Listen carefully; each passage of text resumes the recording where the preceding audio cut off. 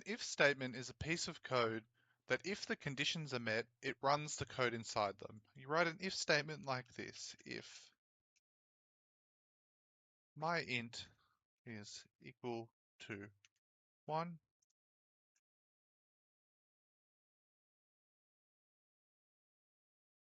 run code in here.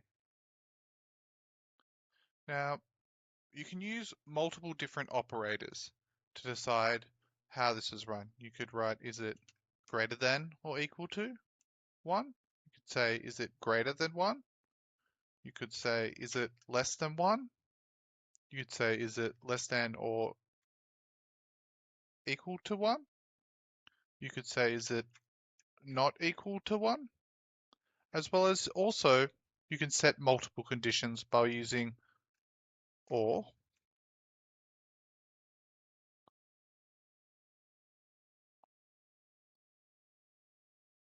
To check if my bool is equal to true. So if either my int is not equal to 1 or my bool is equal to true, we will run the code in here. And instead of OR, you can use AND, which says if my integer is equal to 1 and my bool is equal to true, then we'll run the code in here. Now let's make this a bit more simple again and write out some more. So you can also use an else in combination with an if statement. So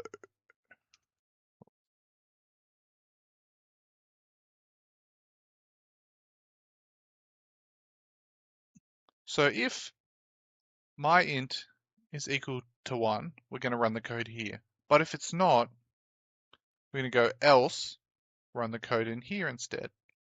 Now, you can also use what is called an else if, which sets a second set of conditions. So if my int is equal to 1, we're going to run the code in here. Else, if my integer is equal to 2, we're going to run the code in here. And then we could put an else at the end of this that says run here instead. So in this case, we would go, if my integer is equal to 1, we're going to run the code in here. If this condition is not met, then we're going to check if my int is equal to 2. And if it is, we're going to run the code in here. And if neither of these conditions are met, then we're going to just go into here, which is the else statement. Now, you could write else if an infinite amount of times. You could put it 20, 30 times in a row if you'd like.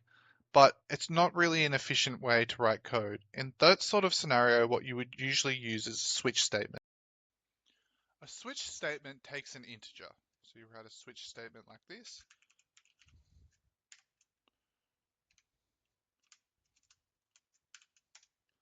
And then it checks if that integer matches in each of the cases. And then you end it with a return. So if we put our code in here, so if the integer matches the case 1, it'll run our code. Now you would use multiple cases. You would set the cases to each different values. You cannot have two cases that are the same value. It will break it.